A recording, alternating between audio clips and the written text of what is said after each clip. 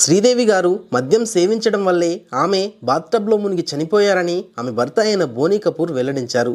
కానీ ఆమెను 240 కోట్ల రూపాయల ఇన్సూరెన్స్ డబ్బు కోసమే దుబాయ్కి తీసుకెళ్లి మరీ పథకం ప్రకారమే చంపేశారని ప్రముఖ ఫిల్మ్ మేకర్ అయిన సునీల్ సింగ్ గారు ప్రూఫ్స్తో సహా సుప్రీంకోర్టులో పిటిషన్ వేసినప్పుడు బోనీ కపూర్ ఏం చేశారు? అసలు ఆమె ప్రమాదవశాత్తు చనిపోలేదని చెప్పడానికి ప్రూఫ్స్ ఏంటి? తినడానికి తిండి కూడా లేని కుటుంబంలో పుట్టిన శ్రీదేవి గారు యావత్ భారతదేశాన్నే ఉర్రూతలూగించిన లేడీ సూపర్ స్టార్గా ఎలా ఎదిగారు? ఇలాంటి విషయాల గురించే ఈ వీడియోలో చెప్పబోతున్నాను. Let's begin our episode. 1963 ఆగస్టు 13వ తేదీన తమిళనాడులోని చెన్నై నగరంలో జన్మించారు శ్రీదేవి. ఈమె తల్లి అయిన రాజేశ్వరి గారు తెలుగువారే అయినప్పటికీ సినిమాల్లో నటించాలనే కోరికతో తన పేరెంట్స్కి తెలియకుండా చెన్నై వచ్చారు. ఇక్కడ తమిళ సినీ పరిశ్రమలో చిన్న చిన్న అవకాశాలు రావడంతో తనతో కలిసి అనేక సినిమాల్లో నటించిన రంగారావు అనే వ్యక్తిని ప్రేమించి పెళ్లి చేసుకున్నారు. అలా వీరిద్దరికీ కలిగిన సంతానమే సూర్యకళ అనే అమ్మాయి. కానీ కూతురు పుట్టిందనే కారణంతో రంగారావు ప్రతిరోజు ఆమెను వేధించేవాడు. దీనికి తోడు అతనికి ఇండస్ట్రీలోని మరో అమ్మాయితో ఎఫైర్ ఉండడంతో రాజేశ్వరిని పట్టించుకోవడం మానేశాడు. అలా రాజేశ్వరి బాలింతగా ఉంటూ కుటుంబ ఖర్చుల కోసం అయ్యప్పన్ అనే ఒక లాయర్ ఇంట్లో పనిచేసేది. నాటి సమాజంలో మగతోడు లేని ఆడవారంటే అందరికీ లోకువే. అలా చీప్ మెంటాలిటీ ఉన్న చాలామంది మగవారు రాజేశ్వరిని వేధించేవారు. ఆ బాధ నుండి విముక్తి కోసం ఆమె తాను పనిచేసే ఇంటి యజమాని అయిన అయ్యప్పన్కు దగ్గరైంది. దాంతో అయ్యప్పన్ తన మొదటి భార్యకు తెలియకుండా రాజేశ్వరిని రహస్యంగా పెళ్లి చేసుకున్నాడు. అలా వీరిద్దరికీ కలిగిన సంతానమే శ్రీదేవి మరియు శ్రీలత. కానీ వీరు పుట్టిన తర్వాత అయ్యప్పన్ మొదటి భార్యకు ఈ విషయం తెలియడంతో ఆమె తన భర్తను వేధించసాగింది. దాంతో అయ్యప్పన్ ఆమె వేధింపులు తట్టుకోలేక రాజేశ్వరిని శాశ్వతంగా దూరం పెట్టి తన మొదటి భార్య దగ్గరే ఉండిపోయాడు. అలా రాజేశ్వరి గారు మళ్ళీ ఒంటరివారయ్యారు. కనీసం 5 ఏళ్ల వయసు కూడా లేని తన పిల్లల్ని పోషించుకోలేక ఆమె చాలా ఇబ్బందులు పడేవారు. కానీ అప్పట్లో బాలనటులకు చాలా డిమాండ్ ఉండడంతో తన కూతురైన శ్రీదేవిని చైల్డ్ ఆర్టిస్ట్గా పరిచయం చేయాలనుకున్నారు.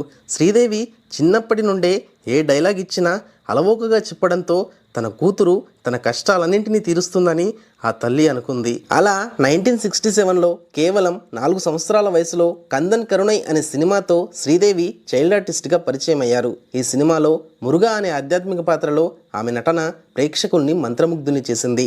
దీనికి తోడు ఈ సినిమా బ్లాక్ బస్టర్ హిట్ అవ్వడంతో శ్రీదేవికి చైల్డ్ ఆర్టిస్ట్గా అవకాశాలు వరుస కట్టాయి. అలా ఆమె 30కి పైగా సినిమాల్లో నటించి తన కుటుంబ కష్టాలన్నింటినీ తీర్చివేశారు. కానీ రాజేశ్వరి గారికి అత్యాశ ఎక్కువవడంతో ఆమె తొందరగా తన కూతుర్ని హీరోయిన్ చేయాలనుకున్నారు. అలా శ్రీదేవికి 11 ఏళ్ల వయసులో హార్మోన్ ఇంజెక్షన్ ఇప్పించడంతో 14 ఏళ్లకే ఆమెకు హీరోయిన్కి కావాల్సిన ఫిజిక్ వచ్చేసింది. అలా రాజేశ్వరి గారు తన కూతురుని హీరోయిన్గా పరిచయం చేయడం కోసం వివిధ స్టూడియోల చుట్టూ తిప్పేవారు. అలా 1979లో కె బాలచందర్ గారు ముండ్రు ముడిచ్చి అనే సినిమాలో శ్రీదేవిని హీరోయిన్గా పరిచయం చేశారు. అదృష్టవశాత్తు ఈ సినిమా కూడా బ్లాక్ బస్టర్ హిట్ అవ్వడంతో ఆమెకు అవకాశాలు మిన్నంటాయి. కమల్ హాసన్ గారు హీరోగా, రజనీకాంత్ గారు విలన్గా నటించిన ఈ సినిమా షూటింగ్ సమయంలోనే శ్రీదేవి గారు కమల్ హాసన్కు దగ్గరవ్వడంతో వారి స్నేహం ప్రేమగా మారింది. దాంతో కమల్ హాసన్ గారు ఆ తర్వాత నటించిన అన్ని సినిమాల్లోనూ వరుసగా శ్రీదేవి గారినే హీరోయిన్గా తీసుకున్నారు.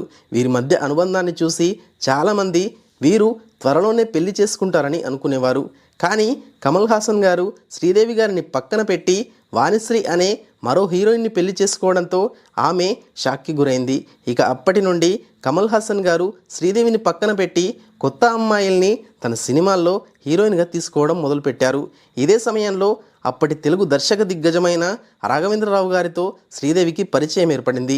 దాంతో రాఘవేంద్రరావు గారు ఒక పల్లెటూరి అమ్మాయి నేపథ్యంలో కొనసాగే 16 ఏళ్ల వయసు అనే సినిమాలో శ్రీదేవి గారికి అవకాశం కల్పించారు. ఒక టీచర్ అవ్వాలనుకున్న అమ్మాయి తెలిసి తెలియని వయసులో పుట్టిన ప్రేమ వల్ల తన జీవితాన్ని ఎలా నాశనం చేసుకుందనేది ఈ సినిమా వృత్తాంతం. అలా ఈ సినిమాలో శ్రీదేవి గారు సహజంగా నటించి ప్రేక్షకుల చేత కంటతడి పెట్టించారు. దాంతో ఆమె తన మొదటి సినిమాతోనే తెలుగు ప్రేక్షకుల హృదయాల్లో చిరస్థానాన్ని సొంతం చేసుకున్నారు. ఈ సినిమా తర్వాతనే చిరంజీవి గారితో జగదేక వీరుడు, అతిలోక సుందరి, వెంకటేష్ గారితో క్షణక్షణం, దేవత, ప్రేమ కానుక లాంటి వరుస హిట్ సినిమాలు ఆమె ఖాతాలో పడడంతో బాలీవుడ్లో సైతం ఆమె కోసం అవకాశాలు వెతుక్కుంటూ వచ్చాయి. అలా ఆమె తొలిసారిగా హిమ్మత్వాలా అనే సినిమాతో తొలి విజయాన్ని అందుకుంది. ఆ తరువాత బాలీవుడ్ హీరో అయిన జితేంద్ర గారితో కుదిరిన స్నేహం ప్రేమగా మారడంతో వీరిరువురు కలిసి వరుసగా 25 సినిమాల్లో నటించారు. అప్పటికే పెళ్ళైన జితేంద్ర శ్రీదేవితో క్లోజ్గా ఉండటం చూసి త్వరలోనే వీరిద్దరూ పెళ్లి చేసుకోబోతున్నారు అని వారి అభిమానులంతా ఆశించారు. కానీ జితేంద్ర శ్రీదేవికి తెలియకుండా ఆనాటి ప్రముఖ హీరోయిన్ అయిన జయప్రదతో సైతం ప్రేమాయణం కొనసాగించేవాడు. ఈ విషయం తెలుసుకున్న శ్రీదేవి జితేంద్రను దూరం పెడుతూ వచ్చింది. ఇతనిపై గల కోపంతో మరో ప్రముఖ బాలీవుడ్ హీరో అయిన మిథున్ చక్రవర్తికి దగ్గరయింది. ఇతనికి కూడా పెళ్ళై 2 పిల్లలున్నారు. అయినా సరే వీరి మధ్య ప్రేమ చిగురించడంతో 1985లో వీరిద్దరూ రహస్యంగా రిజిస్టర్ మ్యారేజ్ చేసుకున్నారు. అలా ఈ రహస్య బంధాన్ని 2 ఏళ్ల పాటు కొనసాగించినప్పటికీ 1987లో ఒక మ్యాగజైన్ వారు వీరి వివాహాన్ని ప్రూఫ్స్తో సహా బయటపెట్టడంతో మిథున్ చక్రవర్తి ఇంట్లో గొడవలు మొదలయ్యాయి. తన భర్త మోసాన్ని తట్టుకోలేని యోగిత బలవన్మరణానికి పాల్పడింది. కానీ సరైన సమయంలో హాస్పిటల్కి తీసుకెళ్లడంతో ఆమె ప్రాణాపాయం నుండి బయటపడగలిగారు. కానీ మళ్ళీ శ్రీదేవి జోలికి వెళ్తే భార్య పిల్లలతో సహా అందరం ఒకేసారి చనిపోతామని బెదిరించడంతో అప్పటి నుండి మిథున్ చక్రవర్తి శ్రీదేవిని దూరం పెడుతూ వచ్చాడు. అలా తన జీవితంలోకి వచ్చే ఏ భాగస్వామి శాశ్వతం కాకపోవడంతో శ్రీదేవి వివాహ బంధంపై నమ్మకం కోల్పోయింది. ఈ సమయంలోనే ఆమె మనసులో మళ్ళీ ఆశలు చిగురింపజేసిన మరో వ్యక్తి బోనీ కపూర్. అప్పటికే ప్రొడ్యూసర్గా రాణిస్తున్న Boney Kapoor mister India cinema కోసం శ్రీదేవి గారిని సంప్రదించారు. ఈ సినిమాకి గాను శ్రీదేవి గారు 10 లక్షల రూపాయలు డిమాండ్ చేశారు. కానీ బోనీ కపూర్ గారు ఆమెపై గల ప్రేమతో మరో మాట మాట్లాడకుండా అంతకంటే 1 లక్ష ఎక్కువ ఇస్తానని హామీ ఇచ్చారు. నిజానికి శ్రీదేవి గారు మొదట్లో బోనీ కపూర్ని తన అన్నయ్యలా భావించేవారు. కానీ బోనీ కపూర్ మాత్రం తనకు పెళ్ళైందనే విషయం మర్చిపోయి ఆమెను ఇంప్రెస్ చేయడానికి విలువైన బహుమతులు పంపించేవాడు. ఇలా మిస్టర్ ఇండియా షూటింగ్ సమయంలో శ్రీదేవి వాళ్ళ అమ్మగారికి తీవ్ర అనారోగ్యం రావడంతో ఆమెను చికిత్స కోసం అమెరికాకు తీసుకెళ్లాల్సి వచ్చింది. అప్పుడు శ్రీదేవి గారి వెంటే వెళ్ళిన బోనీ కపూర్ ఆమెకు మరింత దగ్గరయ్యారు. అలా వీరి స్నేహం ప్రేమగా మారడంతో బోనీ కపూర్ తన మొదటి భార్యకు విడాకులు ఇచ్చేసి అత్యంత నిరాడంబరంగా శ్రీదేవిని పెళ్లి చేసుకున్నాడు. అలా వీరిద్దరికీ కలిగిన సంతానమే జాన్వీ కపూర్ మరియు ఖుషీ కపూర్. కొన్నాళ్ల పాటు వీరి జీవితం బాగానే ఉన్నప్పటికీ ఆ తర్వాత బోనీ కపూర్ నిర్మించిన సినిమాలన్నీ ఫ్లాప్ అవ్వడంతో ఆయన తన కుటుంబ అవసరాల కోసం సైతం అప్పులు చేయాల్సిన పరిస్థితి ఏర్పడింది. దీనికి గల ముఖ్య కారణం శ్రీదేవి గారు సినిమాలు ఆపివేయడంతో పాటు తనకు ఇంతకు ముందు సినిమాల ద్వారా వచ్చిన డబ్బునంతా తన తల్లి మరియు సొంత చెల్లెలైన శ్రీలతతో పాటు తన బంధువుల పేరు మీదుగా ఆస్తులు కొని వాటి ఒరిజినల్ డాక్యుమెంట్స్ సైతం తన చెల్లెల దగ్గరే భద్రపరిచేవారు. అప్పట్లో ఇన్కమ్ ట్యాక్స్ ప్రాబ్లమ్స్ రాకూడదని తన వాళ్ళే అనే నమ్మకంతో శ్రీదేవి గారు ఈ పని చేశారు. కానీ ప్రస్తుతం తాను ఇబ్బందుల్లో ఉన్నానని అందుకే ఆ ఆస్తులన్నింటినీ తన పేరు మీదుగా రాయాలంటూ వారిని అడిగినా వారు పట్టించుకోలేదు. అలా శ్రీదేవి గారు తన వాళ్ళే తనని మోసం చేస్తుంటే ఏం చేయాలో తెలియక లోపలే కుంగిపోయారు. ఇదే సమయంలో తాను మళ్ళీ సినిమాల్లోకి వస్తానంటూ తన భర్తకి చెప్పడంతో ఆయన అప్పు చేసి మరీ మామ్ అనే సినిమాను నిర్మించారు. కానీ ఈ సినిమా యావరేజ్గా ఆడడంతో పెద్దగా లాభాలను రాబట్టలేకపోయింది. అయినా సరే నిరుత్సాహపడకుండా తమ సొంత బ్యానర్పై నిర్మించిన ఇంగ్లీష్ వింగ్లీష్ అనే సినిమా బ్లాక్ బస్టర్ హిట్ అవ్వడంతో శ్రీదేవి గారు తన సెకండ్ ఇన్నింగ్స్ని మొదలుపెట్టారు.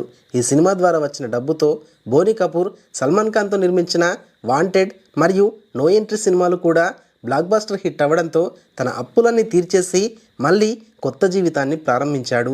అలా శ్రీదేవికి ఉన్న క్రేజ్ని గమనించిన రాజమౌళి గారు బాహుబలిలో శివగామి పాత్ర కోసం మొదటగా ఆమెను సంప్రదించారు.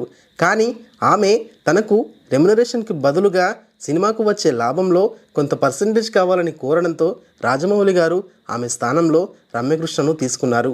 అలా శ్రీదేవి గారికి మళ్ళీ మంచి రోజులు వచ్చాయనుకున్న సమయంలో ఆమె తన మేనల్లుడి పెళ్లి కోసం తన చిన్న కూతురుతో కలిసి దుబాయ్కి బయలుదేరారు. ఇక్కడ గమనించాల్సిన విషయం ఏమిటంటే ఈ పెళ్లికి బోనీ కపూర్ గారు హాజరవ్వలేదు. పెళ్లి తర్వాత కొన్ని రోజుల పాటు దుబాయ్లోనే ఉంటానని శ్రీదేవి గారు అడగడంతో బోనీ కపూర్ అందుకు అంగీకరించారు. అలా ఆయన పెళ్ళైన 3 రోజుల తర్వాత శ్రీదేవి గారిని కలిసేందుకు దుబాయ్ బయలుదేరారు. ఇలా వీరిద్దరూ కలిసిన మరుసటి రోజే శ్రీదేవి గారు బాత్టబ్లో పడి మరణించారు. ఈమె మరణం గురించి బోనీ కపూర్ ఏమని పేర్కొన్నారంటే శ్రీదేవి తాను స్లిమ్గా ఉండటం కోసం స్ట్రిక్ట్గా డైట్ని ఫాలో అయ్యేదని, అందువల్ల ఒక్కోసారి కళ్ళు తిరిగి పడిపోయేదని చెప్పుకొచ్చారు.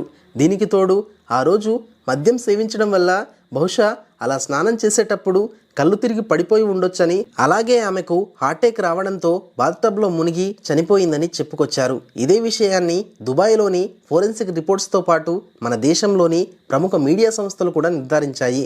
కానీ ప్రముఖ ఫిల్మ్ మేకర్ అయిన సునీల్ సింగ్ గారు మాత్రం శ్రీదేవి గారిది ప్రమాదవశాత్తు జరిగిన మరణం కాదని, ఆమెను పథకం ప్రకారమే చంపేశారని చెబుతూ సుప్రీంకోర్టులో పిటిషన్ వేశారు. ఈ పిటిషన్లో ఆయన ఏమని పేర్కొన్నారంటే, నంబర్ 1, శ్రీదేవి గారు చనిపోయిన బాత్టబ్ హైట్ 5 feet 1 inches, కానీ శ్రీదేవి గారి హైట్ 5 feet 7 inches. తనకంటే 6 అంగుళాలు తక్కువగా ఉన్న బాత్టబ్లో ఆమె ఎలా మునిగిపోగలరు? నంబర్ 2, బోనీ కపూర్ గారు ఒమన్లో శ్రీదేవి గారి పేరు మీదుగా 240 కోట్ల రూపాయల ఇన్సూరెన్స్ పాలసీని తీసుకున్నారు. కానీ ఈ ఇన్సూరెన్స్ డబ్బుని పొందాలంటే సహజంగా కాకుండా ప్రమాదవశాత్తు చనిపోతే మాత్రమే క్లెయిమ్ చేసుకోవచ్చు. అది కూడా దుబాయ్లో చనిపోతే ఈ ప్రాసెస్ ఇంకా ఈజీ అవుతుందని, అందుకోసం ఆమెను దుబాయ్కి తీసుకెళ్లి మరీ పథకం ప్రకారమే చంపేశారని సునీల్ సింగ్ పేర్కొంటున్నారు. దీనికి మరింత బలాన్ని చేకూర్చుతూ ఈ ఇన్సూరెన్స్ నిజమా లేక అబద్ధమా అనేది ఇప్పటి వరకు బోనీ కపూర్ గారి కుటుంబం క్లారిటీ ఇవ్వలేదు. నంబర్ 3, శ్రీదేవి గారు చనిపోయినప్పుడు ఆమె మద్యం సేవించి ఉన్నారని ఫోరెన్సిక్ రిపోర్ట్లో తేలిందని చెబుతున్నారు. కానీ ఆమె చనిపోయినప్పుడు తన ఫ్లాట్లో బోనీ కపూర్ మాత్రమే ఉన్నారని ఆయనే స్వయంగా ఒప్పుకున్నారు. తనకు సర్ప్రైజ్ ఇవ్వడానికి బయటకు తీసుకెళ్తానని చెప్పడంతో ఆమె స్నానం చేయడానికి బాత్టబ్ని యూజ్ చేశారని బోనీ కపూర్ గారు చాలా సందర్భాల్లో చెప్పారు. దీనికి తోడు ఆమె స్నానానికి వెళ్ళినప్పుడు బాత్రూమ్ డోర్ కూడా లాక్ చేసుకోలేదు. అంటే తనను తాను నియంత్రించుకోలేని స్థితిలో ఉన్న వారిని ఎవరైనా సరే రెస్ట్ తీసుకోమని కోరుతారు.